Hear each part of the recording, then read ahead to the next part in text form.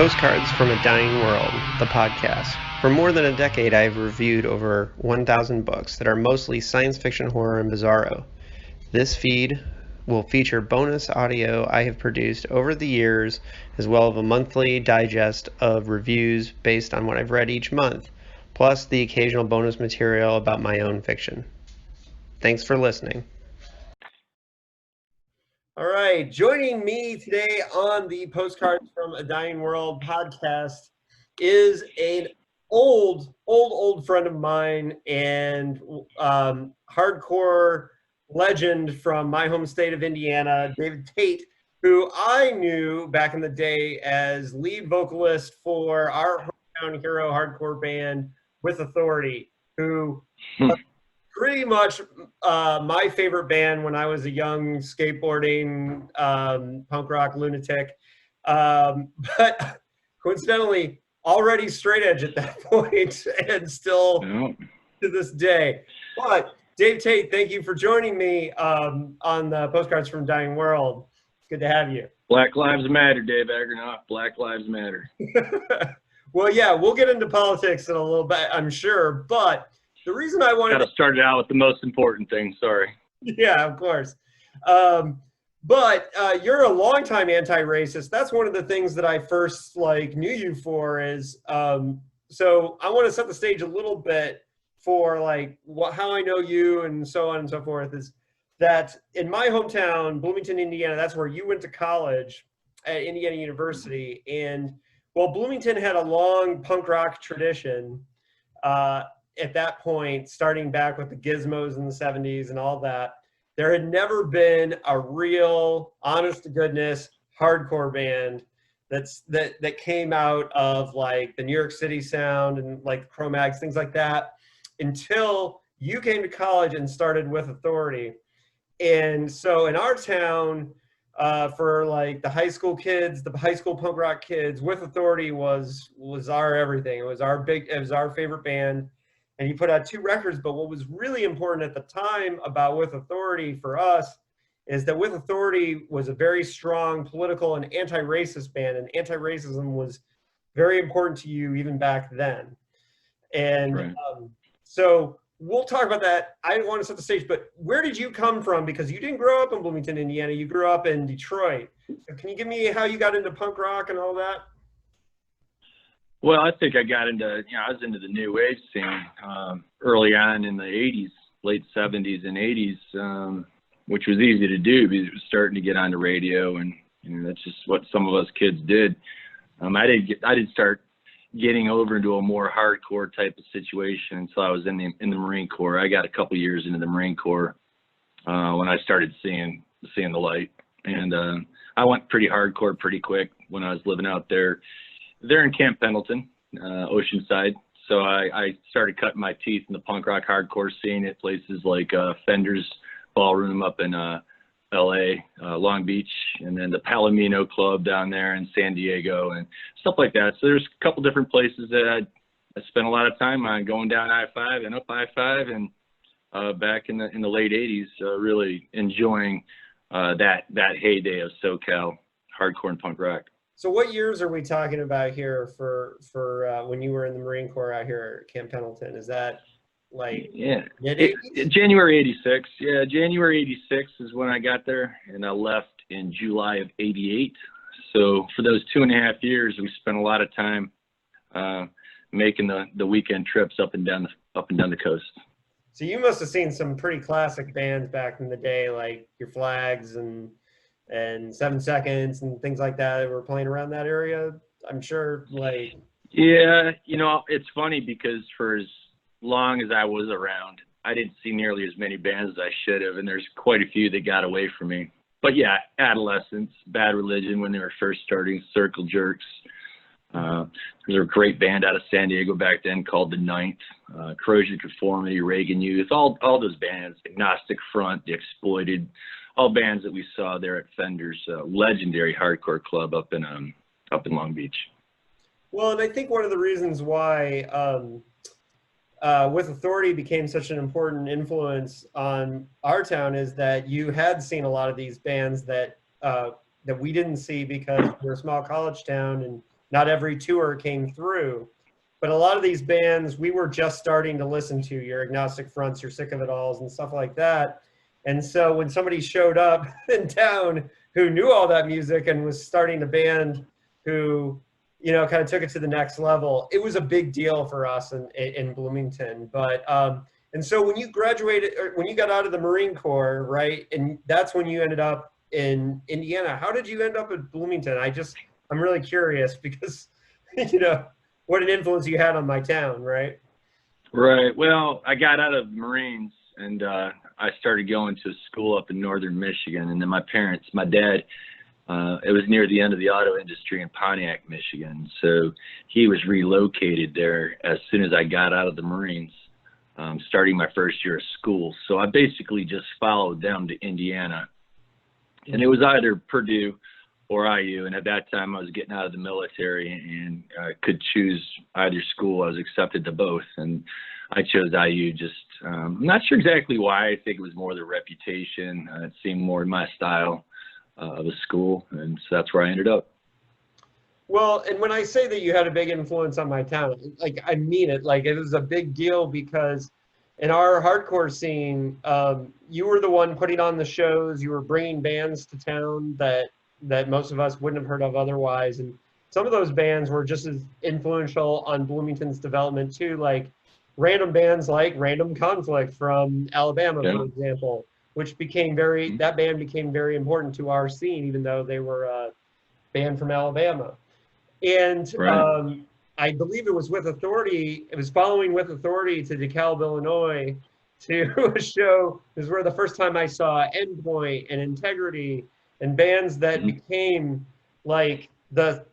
became really important to me in my high school years. So again, that was With Authority's influence. But so when you showed up to Bloomington, like, did you have the idea to start a band before you even like got to school, or was that something that came after getting there? Yeah, it's interesting. I'm not sure what happened and how it exactly started forming there in Bloomington. I was in a band in SoCal when I was down there in the mid '80s called Man X, and that was actually my first band.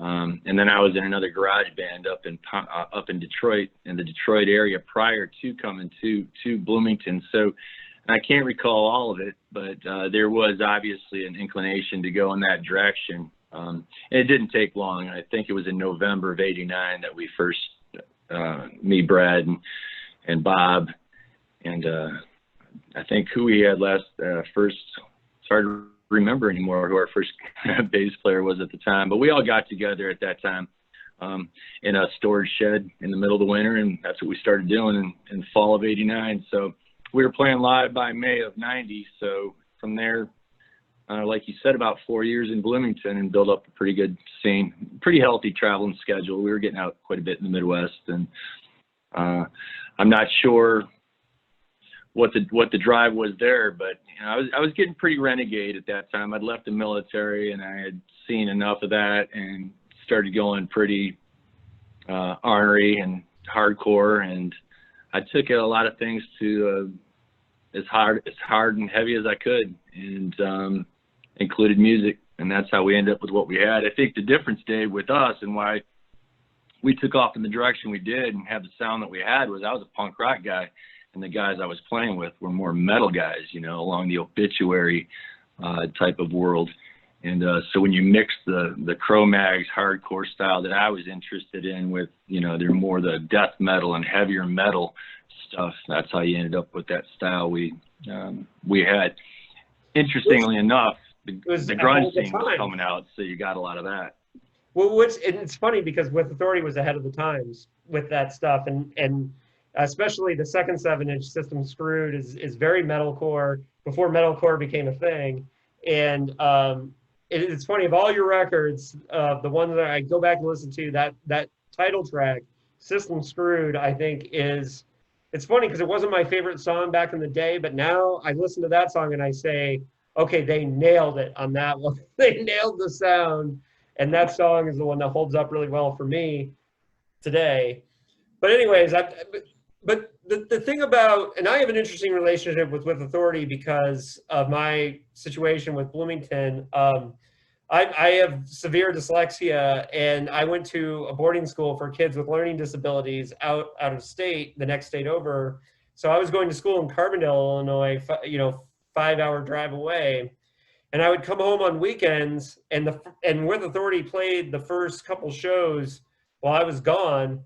And people were like telling me like, "Oh, dude, you're going to go crazy. You're going to love this band." And so it's good hearing these stories, Dave. I should be interviewing you. Well, right. But so I had the perspective of coming back and being like, and it was funny because I knew Brad as like a metal dude, and I was like, he's playing in a hardcore band, right? Right. And that's the thing, yeah, that's that conflation of the two. And yeah, that's how we came up with what we came up with. And then you throw in that big slap of grunge, and you had a pretty interesting sound going on. Yeah, towards the end, definitely. It's interesting because, but I think that with the first, for anyone who's not aware, and I'll post links to the records so people can hear them. But the title of the first With Authority record was Feel the Pain, and the song was definitely a song about racism and remembrance of the Holocaust and those issues. So the anti-Nazism thing was a huge part of it. And, yeah. It might seem like, well, it's funny because I always make fun of I do this podcast devoted to the author Philip K. Dick, and he wrote his second novel was about Hitler and exposing like why Hitler was bad. And I always joke about like, did people need a book to say why Hitler was bad? But remember, in Indiana, we were surrounded by the Klan. We were surrounded. To the north of us, we had Martinsville, which was a town that black football players didn't want to go and play in. They were afraid to at the time. And to the south of us, down towards Louisville, there was a huge neo-Nazi movement. We had, in fact, lost one of our good friends to the neo-Nazi movement for a couple of years. He's back with us, right? Came back to the side of justice, but it was personal for us. It was very personal for us, the whole fighting Nazism thing. And we had actual fights and, with the Nazis, but people have to remember, and I wrote a whole novel about this, my novel Punk Rock Ghost Story. There's a difference between punk rock before the internet and punk rock after the internet. And what people don't realize about punk rock in the 80s is that the mainstream, which in Indiana is redneck, pseudo jock culture, fucking hated us, right? Yeah. And we were constantly in actual battles and fights with the rednecks. Now, I'm not saying we were always right, but this was an actual thing. That's the difference between, and it's funny, I was just listening to an interview with Kevin Seconds where he said as positive as he is, he still feels like punk rock's too safe now. Right? Well, it's actually been disappointing for us to see the current situation and not really feeling the support of punk rock as I knew it when in the area you're talking about. Back then we were all motivated against racism for the most part and fascism, and nowadays it's definitely not like that anymore. Definitely safe as you're describing. Yeah, no, if there was a Nazi around, we punched him. Then we didn't talk shit. We didn't we took care of business, and it's really hard to see how much people don't have that confrontational attitude towards it these days. It's very strange, but yeah. So you started the band, you did a couple records, the sound evolved with Authority, and you guys were also ahead of the curve a little bit in embracing some of the heavy, sludgy, grungy, not really Soundgarden-ish, but just that what now is considered stoner metal, right? Like the bands like High on Fire, and bands like that are big now. Like With Authority was doing that towards the end of your career when you had Bob Faust, rest in peace, playing drums, and so the sound changed, but you guys were a band for several years, right?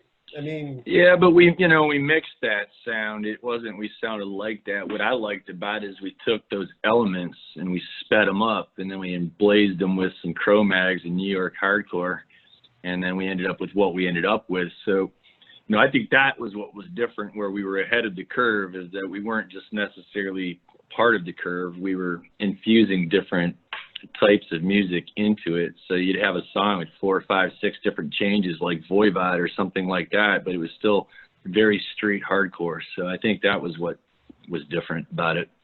well, and I remember, I think the last time I saw you guys was with opening for Earth Crisis in '94 at Rhinos. Our last real show. Yeah, yeah. Was that the last real Yep. show? Well, you know, Yeah, that was the last show before I moved to Virginia, and then I came back, I think, in '96, and we did one. Maybe we did another one in 2000 or '99, something like that. yeah, well, and you guys left an impression. I remember when I was living in Syracuse, you know, EC's hometown, there was one time where Carl was flipping through my records, and he saw the With Authority records in there, and he's like, Count Agranoff, that band was heavy as shit. I was like, And that was an interesting show, because that was there was some shit talking going on between us and them at the time, and there was some talk about us getting together and working things out before the show. So it worked out in their favor that they didn't, but hey, it was an interesting day. Yeah, well, I remember I remember some of that, because I remember trying to be a little bit of a peace broker, saying like, hey, I got friends in both bands here, and you guys are both all cool guys. And Well, yeah, that's the thing, Dave, is, you know, with a name like With Authority, we'd get invited to play with all these bands that didn't realize we weren't straight edge. And so it oftentimes created some sort of weird, unsettling dichotomies going on in there. Our attitude was, hell, we'll play with anybody. I don't care if you're straight edge. And we actually invited Earth Crisis and Strife to that show. So it wasn't like we were trying to be dicks about things, but Tony, not Tony, what's that gentleman's name now? Regardless, there was just some shit talking. I don't even remember anymore. I couldn't even tell you the first thing about it. All I do know is that it was one of those things where we had talked about perhaps getting together prior to the show and working things out like men, and it just never really worked out. well, you know, it's funny too, because they end up with the same thing, where people have this reputation about them being way more militant than they are. I mean, they are militant, but at the same time, like, Carl's best friend growing up is one of the biggest stoners in Syracuse, and they skate together, I think, to this day, right? And one of the things that I remember when they got to town, one of the things I kept telling them was like, hey, you know, With Authority has always respected my edge, you know, and me being straight edge, and has always, you know, we come from a different perspective, but they always respected that, and you guys were always cool about playing with everybody and doing that, so that was always cool. And So definitely one of our things that we strive to do is play with everybody, unless you're a fucking fascist. And then yeah, well, that's the only one. time I saw fascists at my show was when I was flying off the stage with my shoes going into their face. I mean, that's what we're talking about, you know. Right. So I should say boots. I don't want to downplay it. It was not shoes. I didn't wear shoes back then. So you ended up in Virginia partially because of what you studied in the school. So can you tell people like what it was you were working towards in school? Because I don't think in all those years I ever stopped to say, hey, Dave, what are you studying here? Like, because I always saw you as like the singer With Authority, right? Right. Yeah, I wasn't doing a whole lot of school back then, and and that was one of the things near the end there. You know, I was making friends with the cops, and it was time to get on out of Dodge. And so me and my girl picked up, and we were going to move to Richmond. You know, didn't know anybody. You know, Book Your Own Fucking Life was out, and so we were going through managers. Being in a band, you're using Book Your Own Fucking Life all the time to make connections around different punk scenes. And so we basically just, we went up to Richmond. We had a gun shown at us there outside of Twisters, a famous Richmond club. And so we decided Richmond wasn't for us, and we ended up in Roanoke, the nearest big town there in Virginia, just kind of happened to show, just happened to be there. And I've pretty much been in this region ever since. But that's how that unfolded. Didn't know I was going to be a journalist until I got here. You know, I didn't quite finish school because of the things, the extra stuff I was getting into there at the time there in Bloomington, you know, central around the band and the activism. So it took me a couple of years still to get on par here with what I wanted to do. You know, I was a political science major, but I didn't finish in that with a minor in public and environmental affairs. So when I came out here, I was naturally attracted to potentially journalism. You know, everything that I was into, history and activism and writing and all that could conflate into something that made me happy as a man. And so that's where I started drifting towards journalism. I got super lucky with a broadcast journalism job, and ended up having to, you know, become what you've always hated, if you will. But at the end of the day, I always felt comfortable about knowing that in my heart, what I was doing was the right thing, and I was the right guy doing it. I may not look it at that time. But as I've said to my wife many, many times, you know, being hardcore and punk rock doesn't matter what you look like, you know. It matters what's in your heart and how you act and who you are and what your morals and your character's about, and not so much the fact that you wear a tie to work. So I was able to get through that and still feel good about me being me, because at the end of the day, you got to make money for your family, and stencil art and being in a band that plays in front of 5 or 6 people a night just doesn't pay the bills, you know? Right. Well, no, and I respected the hell out of the fact that you became a photojournalist and were out there covering stuff. And it's funny because for me, like, being that, you know, you're Dave from With Authority, you're Dave Hay from With Authority, right?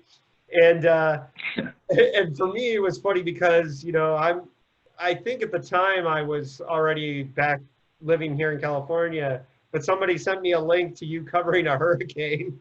And that was the first time I knew that you were a reporter. And I was like, and it was funny because I remember watching it and going, well, of course, he's got balls. He doesn't mind covering that kind of stories. Like, well, and it was attractive.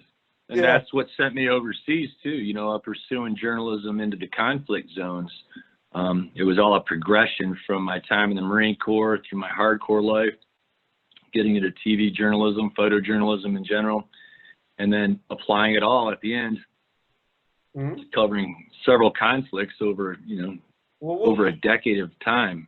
Yeah, well, we'll get there because that is very fascinating. But so when you started with the photojournalism, you were just doing kind of like the local news and that kind of stuff and working your way up, I'm sure, right? And yeah, I was a bureau guy, what's called a one-man band. Just I had 15 counties to cover, and I had to turn 2 or 3 stories for the evening news every night, do live shots. You know, I covered Virginia Tech sports for almost 20 years because when you're a one-man band, you do it all. You cover it all. So I got pretty good at news gathering, good at telling stories, good at general news and understanding current events, and good at sports. I mean, it's a pretty well-rounded career. Yeah. Left it about 3 years ago. Right. Well, and so, I mean, that storytelling aspect is sometimes underrated. I have a friend here who's a photojournalist here who's just started turning towards writing his first novel, and he came to me for advice, and I was like, dude, you're a storyteller, right? You know how to do this. Right. You tell stories every day on the news, right? And, you know, I just had to like kind of assure him, like, you know, you've already done this, you know, you just have to, you have a different format now. And, right. And so, well, because you cover that area very specifically, there was one really huge news story that, and I followed your coverage very closely, and I know it had a big impact on you, and that's the Virginia Tech shooting. You know, that's your beat, right? You know, and yeah. At the time, that was one of the most massive school shootings, being that, even that it was a university, you know, that's still a school shooting. But, you know, you had a front seat ticket to that, and I'm wondering how that impacted you, like seeing that story so close up. Well, you know, when you're when you come home from covering war, Mhm. and then you wake up one morning and it happens in your backyard. Yeah. That's how it affects you. Yeah. So you had already been covering in war zones and like, you know, that, yeah. So let's return. We'll get back to Virginia Tech in a little bit, but since I didn't know that you had already gone overseas, so how did that decision happen, like to cover the stories overseas, like in the conflict zones? Like that seems like a really awesome opportunity for a journalist. Well, you know, we had 9/11, so after 9/11, I had just left journalism for the first time. My contract ran up, it did not get renewed, so I was looking for some freelance work, and 9/11 came along, and so I started going overseas. I started a website called A Battlefield Tourist, and basically I just wanted to go to shitty places in the world and tell stories about the people there, because there's good people everywhere doing good things. And so I wanted to kind of take that direction with what I was doing, and just get there and do it in a battlefield situation, but from a very ground level point of view. So I wasn't really so much interested in the trigger time and getting shot at and stuff as I was finding the stories within the environment that I was in. So I spent a lot of time documenting everyday military life and civilian life in both Iraq and Afghanistan for Getty Images, because I knew that one day these conflicts would be history, and they're going to have to go back and fill the void with imagery. And if everybody else is out there looking for rockets and shooting and dead people and all that stuff, you know, nobody's really filling in the pictures of the important stuff, which is the people that are affected. So that's basically the point of view I was taking everything during these times. And so I would go off, collect this imagery, and submit it to Getty, and it's been there ever since. And so mission accomplished in that regard. So that's basically how I made my decision to do what I did. Did you have to, I took a job. Go ahead. Did you have to get yourself there, or was Getty paying for you to get there? Or? Well, the first time I went, I liquidated my savings, started the website, and I went as an independent journalist with no backing. The second time I went, that was to northern Iraq, just as the war was unfolding. I went through the northern border from Turkey into towards Erbil. Like the following year, I was hired by a Turkish news agency to be the bureau chief in Kabul. They were having difficulties at the time getting Americans embedded with U.S. troops because, you know, they're Turkish, so they are a Muslim country. So they were having difficulties getting the U.S. military to trust them. So they hired me, and that's basically what I did. And that's where Battlefield Tourist really took off, because I literally, all I did was wake up the next day to figure out how I was going to get somewhere else in the country that I heard was blowing up. And so I was constantly running around the country, following the historic events leading up to their very first presidential election. Wow, that's a really amazing experience. I'm sure. Yeah. I'm sure you saw amazing, incredible things, like both positive. Incredible things. Yeah. Lots more positive than negative. I had some pretty harrowing experiences, but you know, when you get to see women in Afghanistan in the Taliban homeland of Kandahar voting for the first time in their lives in the first presidential election in that country's history, and I was a man with all of these women, and you know, that's taboo out there, but they invited me in so I could see this with my eyes. I mean, that's important stuff to me. That's a big deal, and it's something I'm very, very proud of in the sense of having witnessed. Oh God, yeah, that sounds amazing. And you know, it's going to sound really corny and funny saying it this way, but being somebody who, you know, grew up listening to With Authority, and you guys were our hometown band, and you know, like, you know, we felt a certain amount of ownership over you guys as being part of our scene. being Yep. able to like point to the things that you're doing and say like, hey, that's one of ours, you know.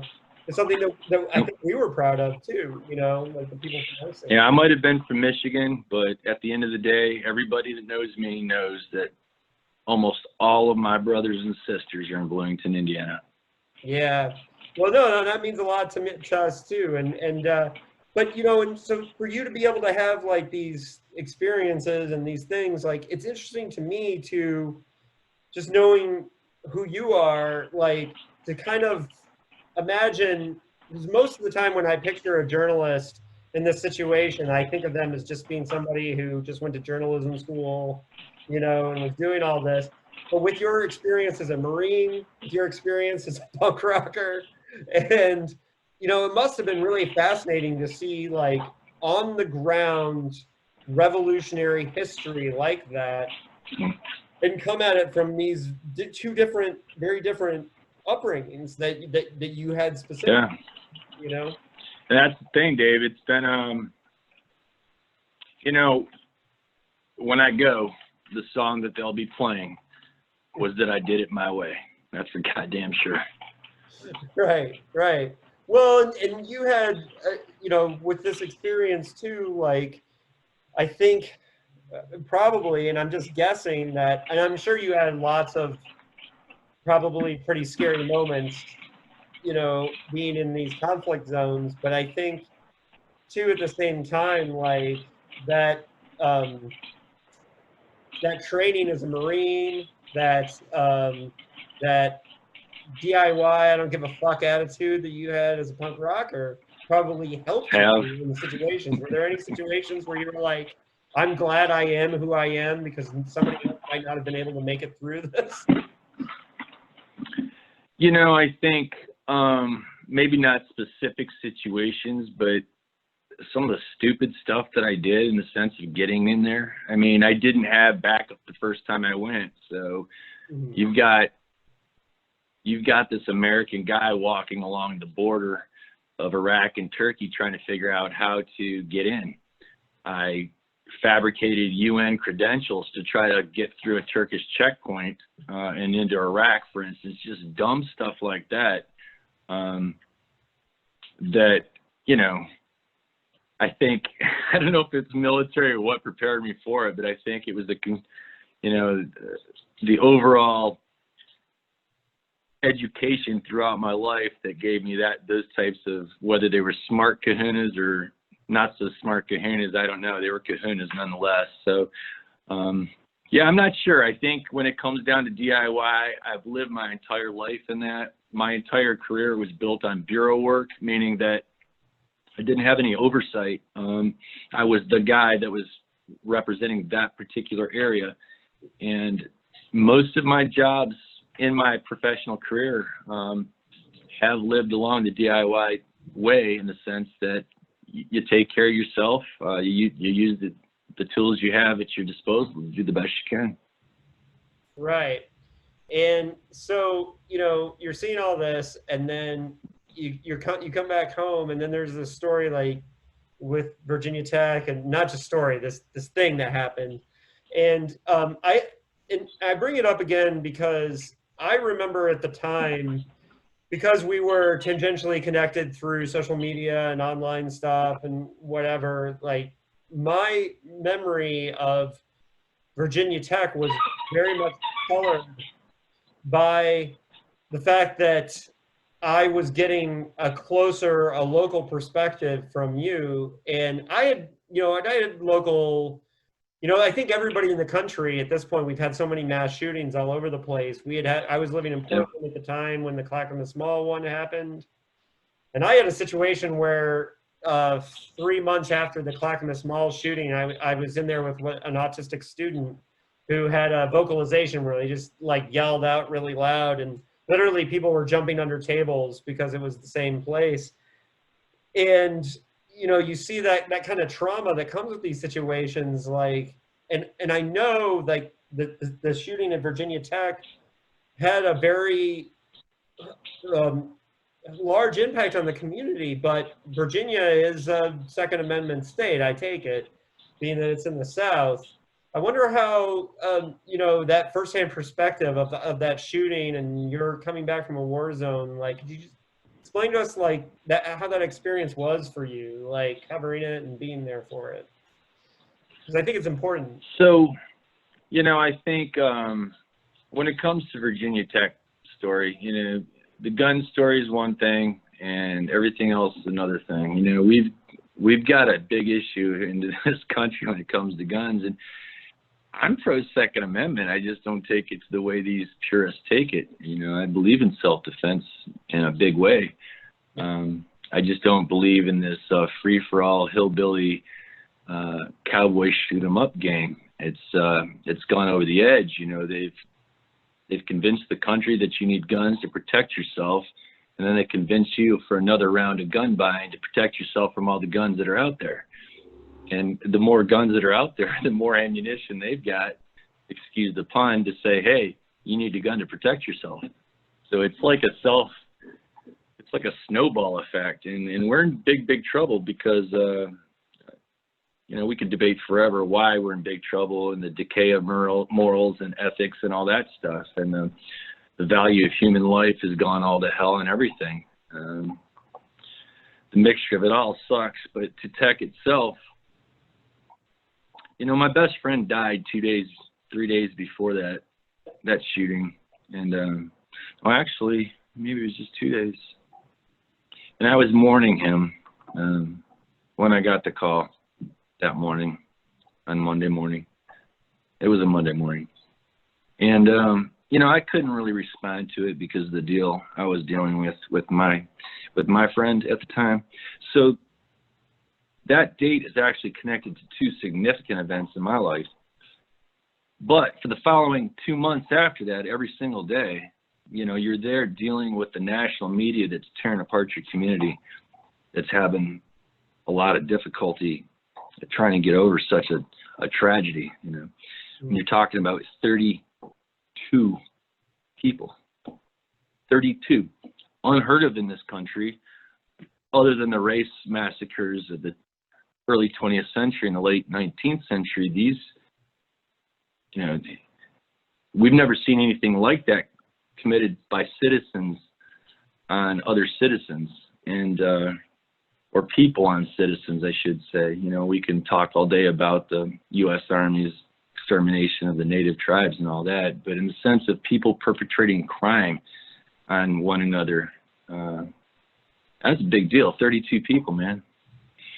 And how it affected me and what changed me that day is, and it's caught on all over the country since, is that whenever there's a mass shooter, we don't ever utter that person's name, you know.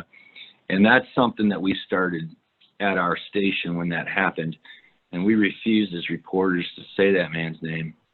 And that's something that sticks around today. You'll see it when they're covering events now. They typically shy away from giving that person any sort of notoriety for what they've done, you know, heinous crimes. Yeah, and so that was a conscious decision that the reporters there made. Like, that's it. We're not saying his name. Okay. Yeah, that's fascinating because. Yeah. Well, and I think, you know, the thing that really bummed me out for the way that the country's moving is that, you know, I think the shooting in Connecticut, the one with the elementary school kids, and, you know, when that happened, and I was like, if that won't change gun laws, if that won't change the way things are going, then I think it's impossible for America to get out of the love affair with. And look, I'm with you. I'm not anti-guns, but I'm anti-insanity, and I think that I think America has shown that we are not responsible with the amount of guns that we have in this country, and that, you know, regulation is required because we're not being responsible. But you know, if we're going to act like grown-ups, then we can be treated like grown-ups with our gun laws, in my opinion. And that kind of shooting, which, you know, me being a big science fiction nerd, there's a science fiction author, John Brunner, who wrote a book called Stand in Zanzibar in 1969, and there was a throwaway chapter where he predicted mass shootings in 1969 as a result of, you know, a lot of the environmental and just the different things that were coming. And so for me, it's always interesting to see, like, he was a very smart prophetic science fiction writer, but he saw in 1969 that this was a thing that could happen, that, you know, and the glorification of it, of, you know, was something that he kind of saw happening. So the fact that the reporters responded that way is really cool, because it's almost like a good reaction. Now, let's get into a little bit about, like, because, you know, you're a very vocal person still to this day. And, you know, and I think that that's really awesome and important. And, you know, the country right now is in a situation where I don't think that if in 1989, when I was singing along to With Authority songs and about racism and the system and all that, I didn't think that we would ever get worse, right? I thought we would progress and get better. And yes, and we did, to a degree, society did make strides. But at this time, I almost think that we're in a worse situation than we've ever been. During Reagan, I hated Reagan, I hated G.W. Bush, but I never thought the country was on the verge of civil war. Right.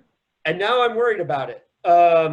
And I think, as somebody who has not only been an activist against racism for 3 decades, but has traveled overseas and seen conflicts in these other countries, covered violence, covered the news on a local level, like, what do you make of the end, or the end of this first 4 years of Trump? Well, I can tell you that changed the other day when Ruth Bader Ginsburg died. Yeah. You know, everything I thought about prior to that day has changed, and I'm still trying to process it. You know, Dave, I think if Trump steals this election, which is the only way he'll get elected, through suppression, through the massive psyops campaign underway internally and externally on the people of this country. If we don't come out and force, and I say we as in people that truly believe in freedom, if we don't come out and force the 70% landslide, we're going to lose. And that'll be an end of chapter game for this country, because look where Trump has put us to this point. And we don't have enough time left in this Earth future to deal with another 4 years of this guy tearing everything apart for the immediate dollar, which is what this is about. It's about money. It is about money. It's about money and people that are too fucking stupid to know it. Oh, yeah, yeah. And that's where we're at. And I think we're looking at the balkanization of America, in the sense that, like, the different, you know, it's funny because at one point I talked to somebody about, you know,